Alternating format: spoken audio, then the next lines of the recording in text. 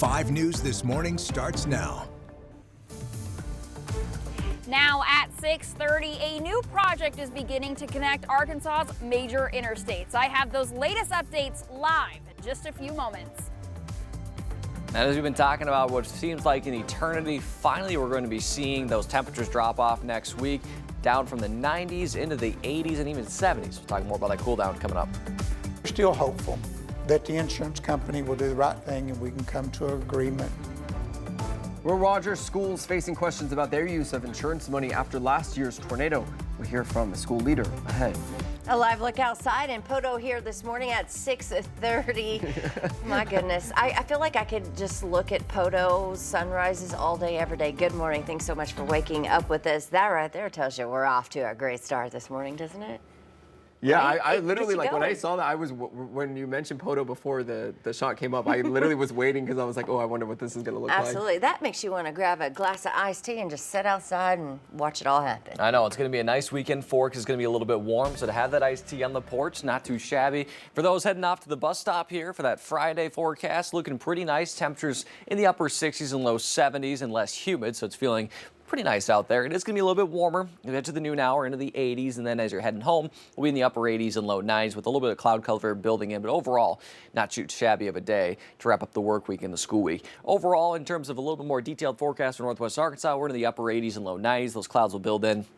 I think we stay dry across the board for us today. For the River Valley, temperatures into the mid-90s here later this afternoon. You'll see plenty of those sunshine this morning and then those puffy cumulus clouds during the afternoon. I decided we loved it so much we're going to show it again. This weekend it is going to be pretty similar. We'll be on the warmer side. It is going to be less humid though, and then finally on Monday, not only is that temperature going to drop, those rain chances are really going to pick up as well, especially early in the week. So we'll talk more about that coming up in your full forecast. For now, we'll take a live look at traffic on this Friday morning. Head on over to the Clarksville area along I-40 at exit 58. Good morning to you there. You can see a little bit of orange on this Friday. Sunrise still coming in the next 15 minutes, but it's going to be a great Friday ahead, and we'll talk more about that as well as those rain chances coming up in just a little bit. Joe and Jacob.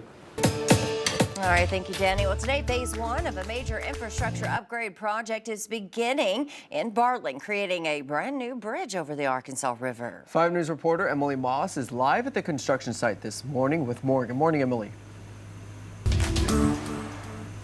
Good morning, Joe and Jacob. Today's new project is a bridge over Arkansas River to connect Crawford and Sebastian counties. It's part of a 4-phase project that will eventually connect I-40 and I-49. This bridge will connect to the newest part of I-49 that has yet to be constructed yet. The ARDOT is funding each phase as it comes, with the majority of funding of phase 1 coming from Amendment 101. It allowed a permanent sales tax to go towards Arkansas infrastructure developments. Today, Governor Sanders, several lawmakers and more are expected at the groundbreaking for the project. ARDOT's Dave Parker says it's a reflection of just how important the project is to the state. It takes so many years to complete projects like this, and it's hard to even imagine one day having a complete Interstate 49 running through Arkansas and the country. It's going to take a long time, but again, it has to start somewhere. So this is the beginning of that moment. So this new first phase is all completely new roads. So there are no detours, no disruptions that people need to know about. And the bridge itself should only take about 2 to 3 years to complete. So once it is complete, ARDOT says that drivers can start going on it immediately. Back to you. All right, thanks for that, Emily. Well, part of the Dardanelle Lock and Dam has been repaired. The spillway gate has gotten stuck open Tuesday and forced a section of the Arkansas River to close to barge traffic. The U.S. Army Corps of Engineers released this video of the gate getting back up and running. They say they got it working around 9 o'clock last night. Now, this means barge traffic between Fort Smith and Dardanelle can return to normal this morning. Now to a developing story out of Logan County. We're learning a man drove himself to the hospital after being shot in the back. Boonville police responded to the Mercy Hospital on Tuesday. They spoke with the victim, who said 43-year-old Derek Brady shot him during a dispute. Police then arrested Brady at a residence in Scott County. He was taken to the Logan County Detention Center and booked on battery and a weapons charge. Well, Fayetteville police are investigating reports of a man engaging in lewd behavior at Wilson Park. Fayetteville police say they got a call Wednesday night about a man who was reportedly touching himself inappropriately. Police say the suspect is a white male in his 30s, around 6 feet tall, and was wearing blue shorts and possibly a gray sweatshirt. Sergeant Stephen Malk says police remain on high alert. He encourages all park goers to take precautions, like avoiding wearing headphones, keeping a cell phone handy, and always staying alert. Well, the ribbon has been cut at the newly named Rogers Academy of Leadership and Innovation. But while students and faculty are celebrating there, Rogers public school officials are trying to get a handle on insurance claims spending being called into question. 5 News reporter Bo Russell has more.